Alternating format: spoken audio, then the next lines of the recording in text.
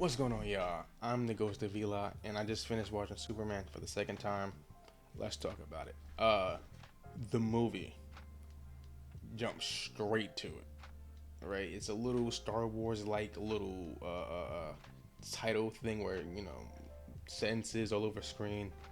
After that, for like a couple minutes, it's just straight into the movie. Like we are in it's like picture like a regular movie, and then also like 45% way through the movie, this is where it starts. Like it starts like that, like right in the middle of the movie. And I'm not gonna lie, for like the first like 20 or so minutes, it was a little jarring, right? I will not lie, it was a little jarring for it to jump straight into it like that. I knew it was going to do that considering how much it had to tackle, but I was a little caught off guard.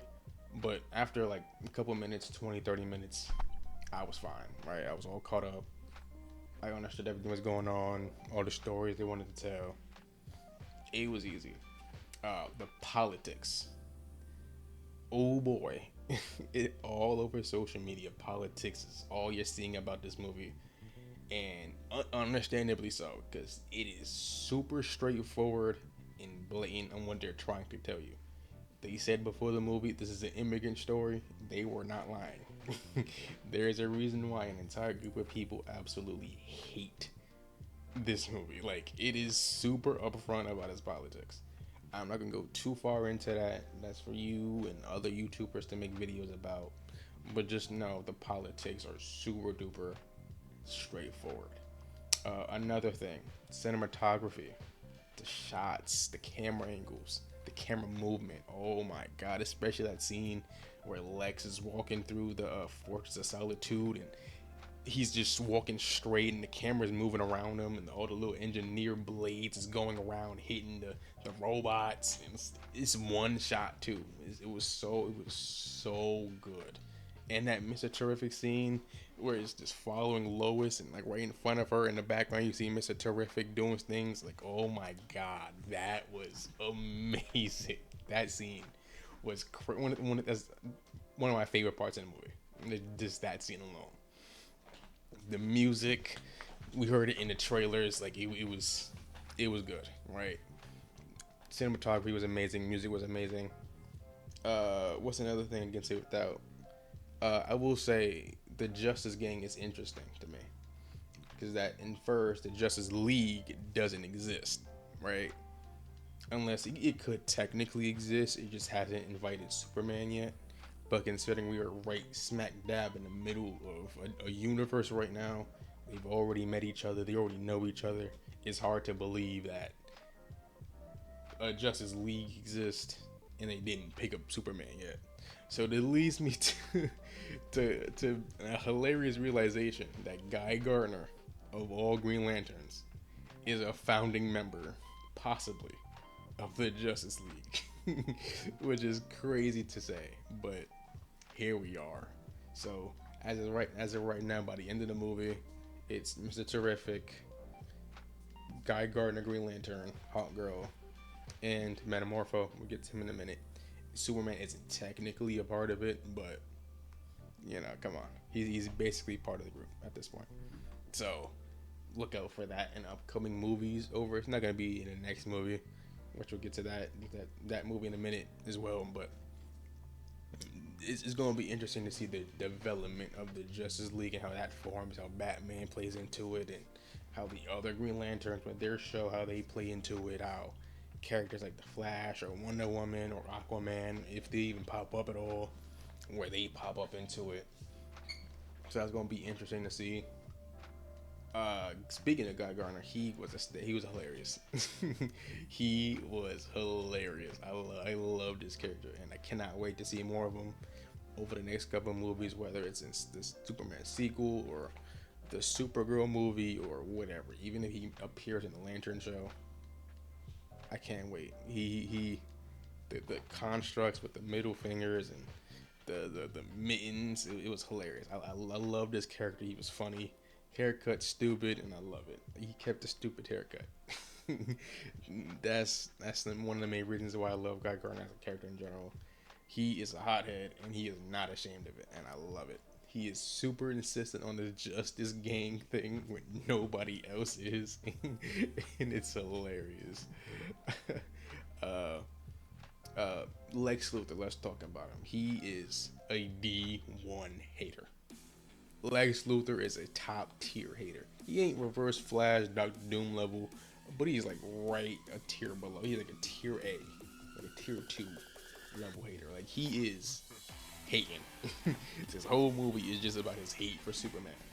He is just hating, and I love that he's like calling out. He's controlling Ultraman with the what did they say, 2,500 battle commands or something like that. Where it's like B13, A9, 1A, A1. You know, it's stuff like that.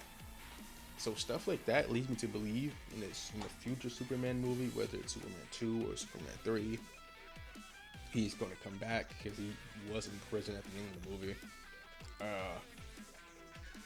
He's going to come back at some point, and he's going to have the suit that we all know him for, and he's going to actually do the commands himself instead of relying on others. He's doing it all himself. I think it's going to be really interesting to see how they put that into play.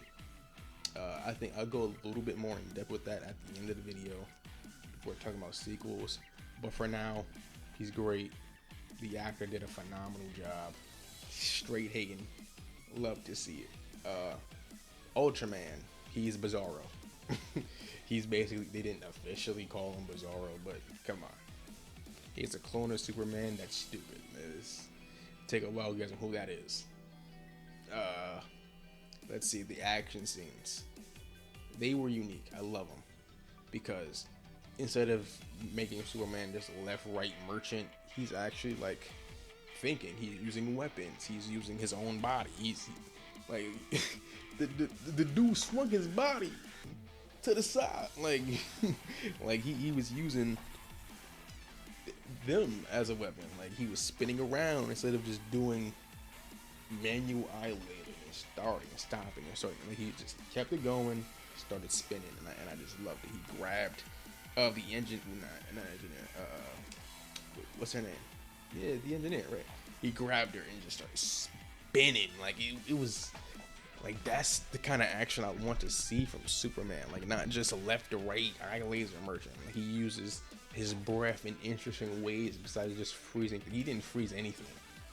Kind of use it to like he froze water, but like come on, he didn't really he used it to propel himself backwards to get himself out the black hole.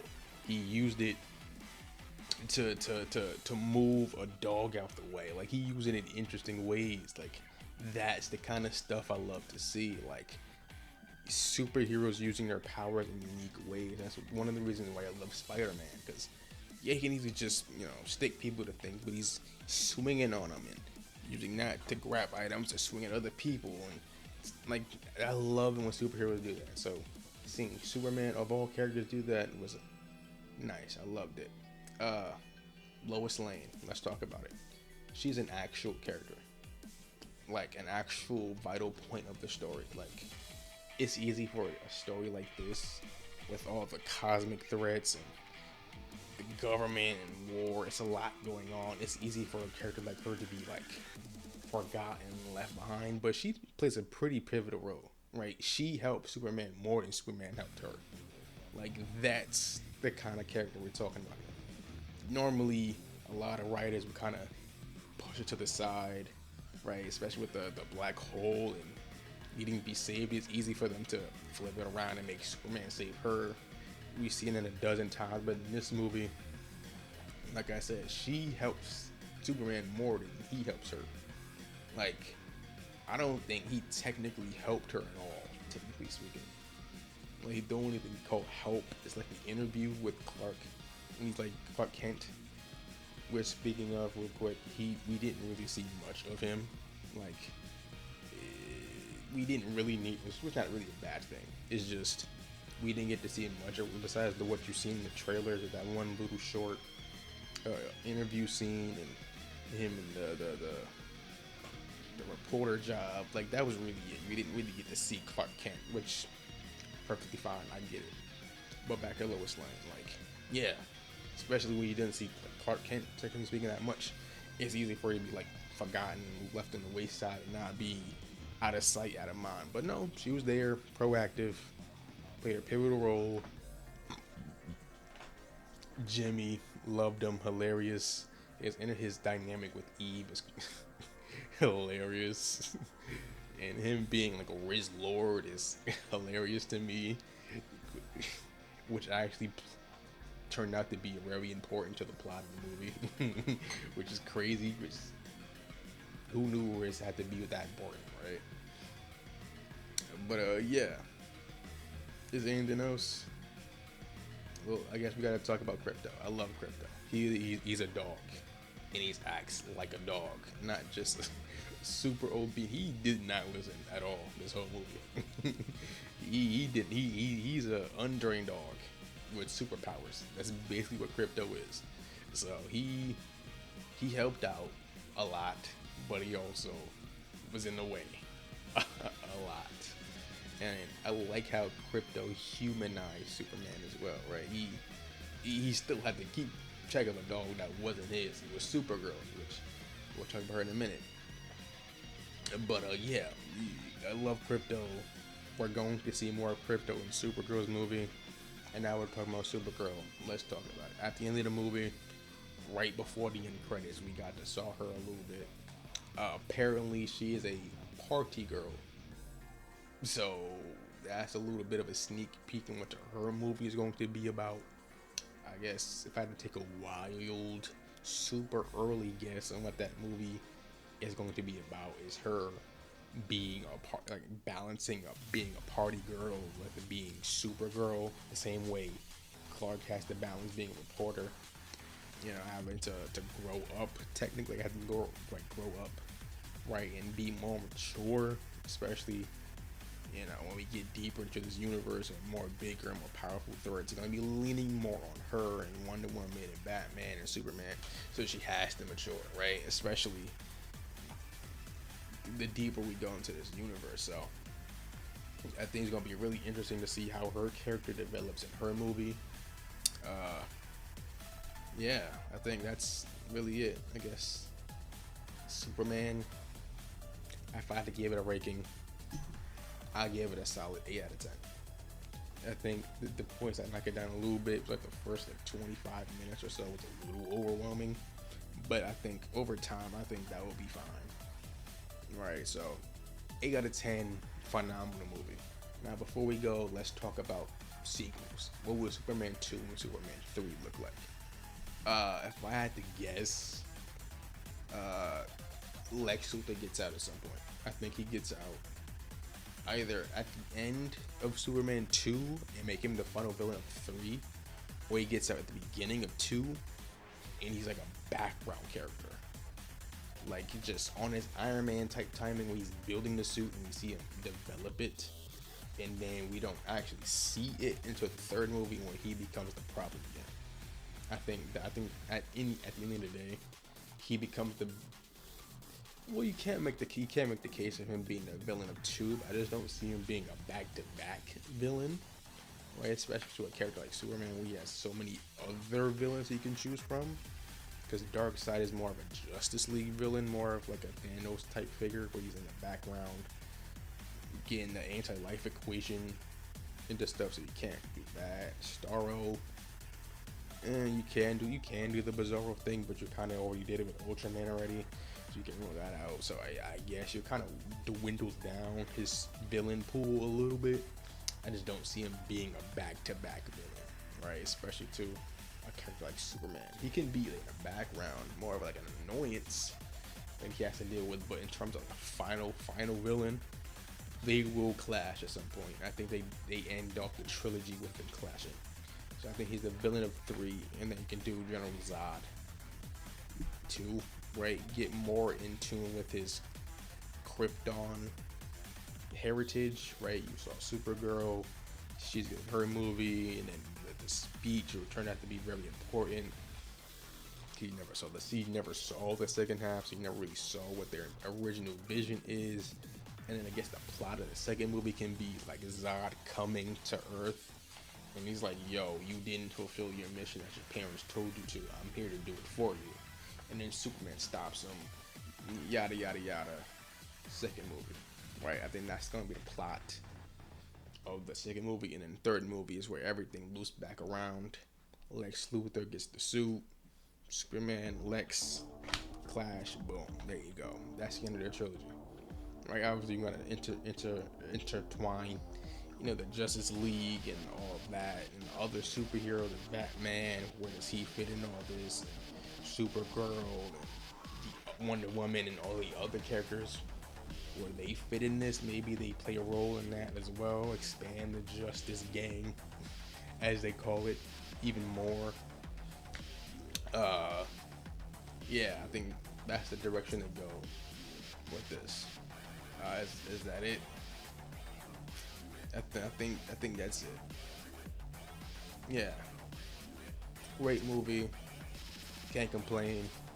Politics were straightforward, blatant.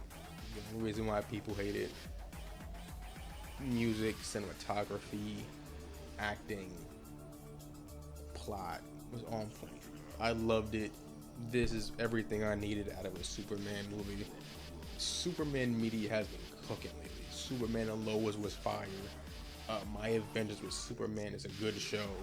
And this Superman movie, at this point, if you still think Superman is a boring character, I don't know what to tell you. Like, I don't know what to tell you. Like, you can't get any. I guess he can't get any more better. Like, there's other better. But he's still a. Superman is the definition of a superhero. Right? If you don't like Superman, I'm not saying you don't like superheroes, but I will question what about superheroes you like. Do you like the powers? Do you like the story and the emotions behind it? I'm gonna question. I'm not gonna say you're not a fan. I'm not one of those people. But I will definitely question what about superheroes you enjoy if you still think Superman is boring. But yeah, super excited to see where the universe goes from here. Supergirl comes out next year, I think. We don't have any information about the movie at all. We don't have anything about that movie. So yeah, we're gonna have to wait a couple more months. We should start seeing more information about it in the upcoming months because you gotta start ramping up marketing and stuff like that because it comes out. I think the date was like June 2026, so you got about a year. So they still have some time, but they do gotta start at least like announcing marketing starts soon, right? So we start learning more about that. We do know there's gonna be Batman and Nightwing and Red Hood, Bat Family. So there's a lot going on right now, and the way to start off with the entire universe, this is their Iron Man. I think they knocked it out the park. Oh, real quick before we go, I do want to ask you guys, do you like this style? Obviously, it's nighttime, it's late at night, I don't have any lights on, people are in the house. But do you like this kind of format with the webcam and my microphone is right here, it's off camera, but it's right there. Do you guys like this style? Right? Do you prefer me doing the vertical format with the shorts, like vertical format or TikTok format, whatever you want to call it? Do you prefer when it's like this with my phone? Let me know. I just got this new webcam. We're experimenting with different styles. What we want to do. We'll see. Let me know if you like it or not. But like I said before, thanks for watching. Hope you enjoyed the movie. Let me know your thoughts on the movie. What would you rate it? 1 out of 10, 10 out of 10, anything in between. Let me know. While you're down there, don't forget to like and subscribe.